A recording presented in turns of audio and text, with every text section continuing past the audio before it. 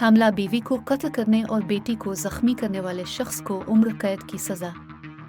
Lower देर में हमला बीवी को कत्ल करने और बच्ची को जख्मी करने के जुर्म में एक शख्स को उम्र कैद की सजा सुनाई गई। डिस्ट्रिक्ट एंड सेशन अदालत ने फैसला सुनाते हुए मुजरिम मोहम्मद हसन को 9 लाख रुपए जुर्माना अदा करने का हुक्म दिया। गैरत के नाम पर एक शख्स को मुबैना तौर पर तशद्दुद करके हलाक कर दिया गया।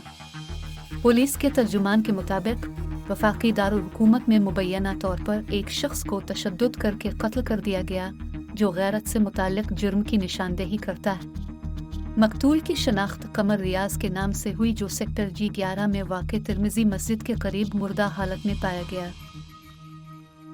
पड़ोसी के पानी के टैंक से 4 साला बच्चे की लाश बरामद।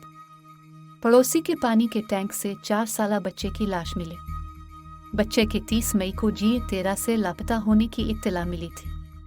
लड़के का खानदान हाल ही में लोरालाई से इस्लामाबाद पहुंचा था।